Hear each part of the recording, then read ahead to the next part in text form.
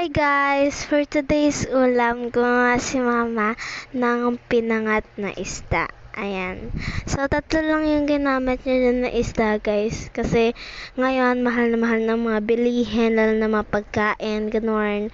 At kalahati na rin ng ating sibuyas. Kasi alam niyo na, mahal din yan. Lahat na parang mahal, ganun.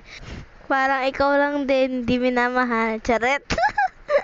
Pero totoo naman talaga, lahat ngayon ng mga bagay ay mahal na, pati mga bilihin sa mga pagkain, like sa mga tubig, pangkuryente, ganun, basta mahal lahat. Okay na yun, mahal na lahat, okay na. Anyways, ngayon naman guys, ay magkakat naman tayo ngayon ng luya. And tinatanggal muna ni mama yung mga balat-balat niyan, then hihiwain niya na yan.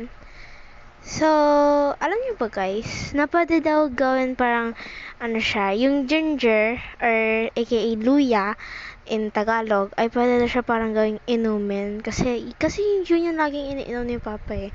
Yung parang favorite drink niya ata yun. Lagi niya pinapanimpla yun sa akin. Ano po siya, like parang salabat, ganun. Ngayon naman ay maghiwa naman tayo ng dalawang kamatis. Ayan, pangpakintab ng kutis at para hindi tayo maging negra. Charet. Anyways, ayan, hiwa-hiwa na tayo ng dalawan yan. Ayan. At yan ang ating mga kamatis. Ngayon naman, i-assemble na natin ang ating maging ulam. Ayan. So, maglalagay muna tayo ng ating mga kamatis. Ayan, lagyan natin sa fish da. Ang ating fish da. Ayan. At ang kamatis na pangpakinis ng ating balat. Ayan. Then, pagkatapos natin maglagay ng kamatis, maglalagay naman tayo ng ating sibuyas. At ayan ang ating luya. Ayan. Pagkatapos natin maglagay ng luya, ay maglalagay naman tayo ngayon ng pinatuyuang kamyas. Ayan. Pinatuyuan guys. Ayan. Lalagyan natin siya guys para masarap palalagyan. Ayan. Then pagkatapos yan, nilalagyan naman natin siya ngayon ng asin at paminta. Ayan. Then pagkatapos yan, ay lalagyan na natin siya ngayon ng tubig. Ayan, para medyo may sabaw-sabaw naman tayo dyan. Ayan. At ngayon ay isasalang na natin yan para siya'y maluto.